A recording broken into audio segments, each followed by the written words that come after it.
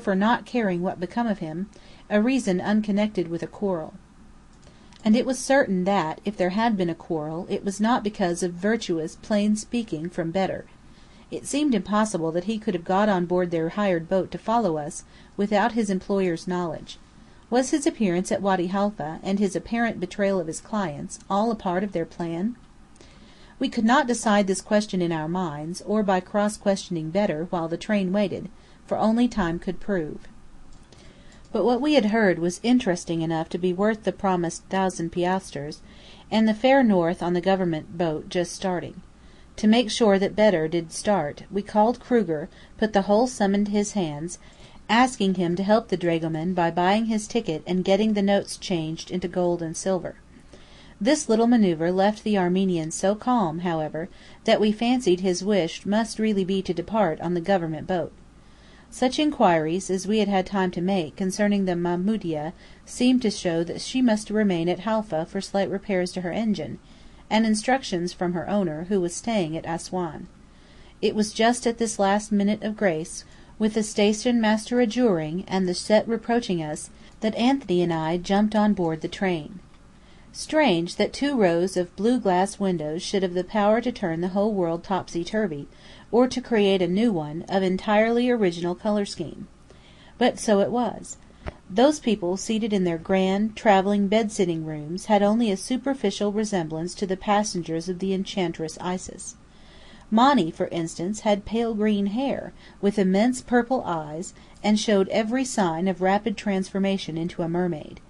Cleopatra's auburn waves had turned to a vivid magenta, Biddy's black tresses had a blue, grapey bloom on them, and Anthony's dark eyes were a sinister green, with red lights.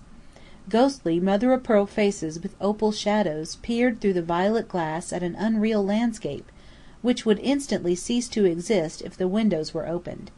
But the windows could not be opened, or a rain of sand would pour in, so we gazed out on an impossible fairyland consisting of golden sea, with mountainous shores carved from amethyst, through which shone the glow of pulsing fires. Always we carried with us an immense shadow, like a trailing purple banner, unfurling as we moved. Men and women and animals seen at the numbered white stations in the sand, were but fantastic figures in a camera obscura. The shadow of the train was torn with fiery streaks, and when the sun had burned to death on a red funeral pyre, the moon stole out to mourn for him. Her coming was sudden. She seemed abruptly to draw aside a hyacinth curtain, and hold up a lamp over the desert when the sun's fire had died. And the lamp gave forth an unearthly light, which poured over the endless sands a sheet of primrose yellow flame. The warm sun shadow was chilled from purple to grey, and flowed over the magic primrose fields like a river of molten silver. At No. 6 station, where we stopped for water after dinner, a hyena came gallumping over the sand like a hump-backed dog, to stare at us as we strolled in couples away from the train into the desert. Next morning everyone was up early to see the grey hornets' nests which were Sudanese villages, and the villagers themselves, who urged us to buy straw rugs, baskets, fans, oranges, dried beans, live birds, and milk in wooden bowls, whenever the train stopped, respectable old ladies dressed in short fringes, and small full-stomached boys dressed in nothing at all. I had not told Biddy about our bargain with Sir Marcus, Anthony's and my services in exchange for the mountain of the Golden Pyramid. Why should she be forced to share our suspense? For she would share it, if she knew, even though she didn't yet yield to me, in the matter of a united future. I wanted to wait before telling her the story until Fenton and I had made sure if there were anything golden about the mountain except its name. If we were doomed to disappointment, I could then give the tale a humorous turn, easier to do in retrospect than anticipation. Now, when in blinding light of noon we pointed out, in an impersonal manner, to all who cared to see, the pyramid field of Meröe, it seemed strange to think that no heart but Anthony's and mine beat the faster. The sun was so hot that most people, blinking dazedly, retired behind their screens of blue glass almost as soon as the train stopped, close to Garstang's camp.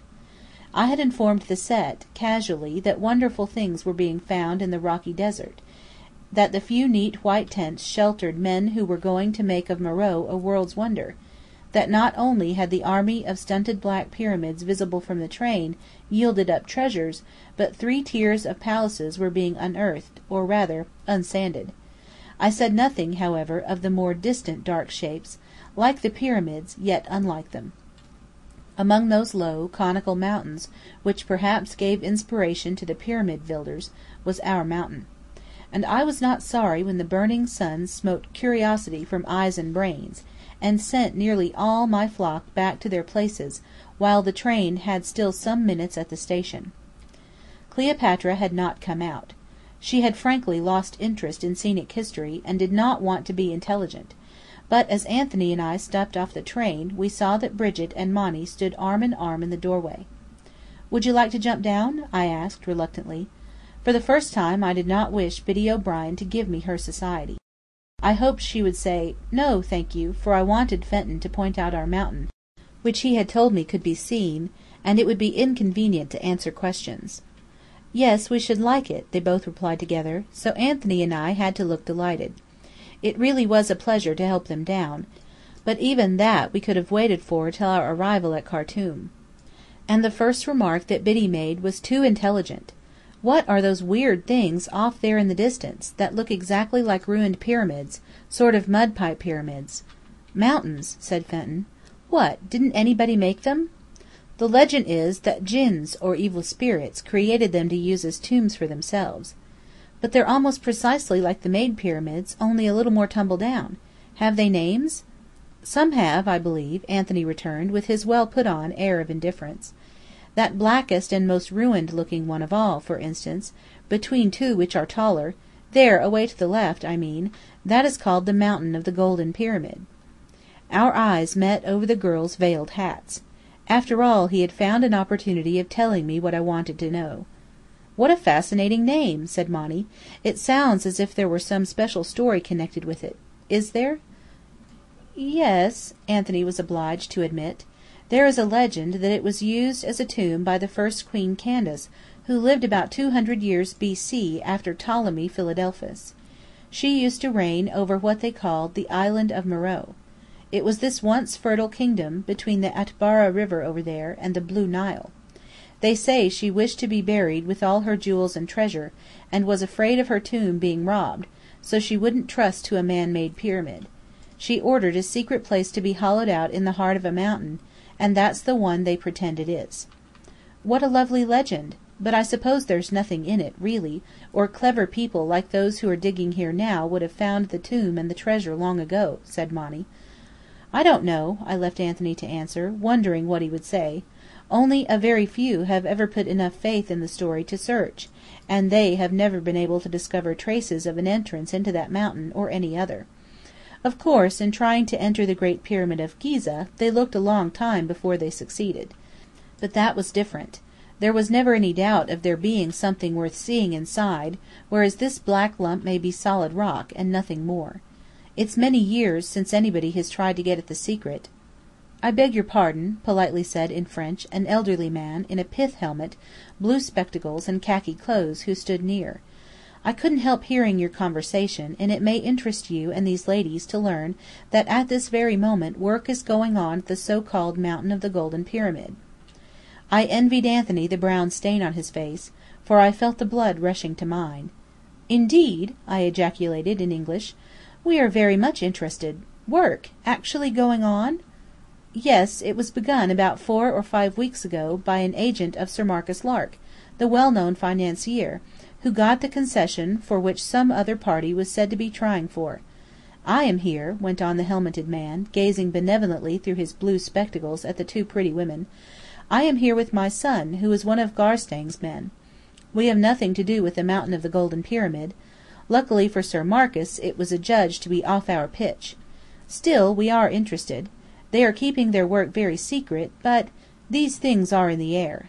The talk here is that they're on the point of making, if they haven't already made, some very startling discovery." "All aboard, if you please!" shouted the Greek guard.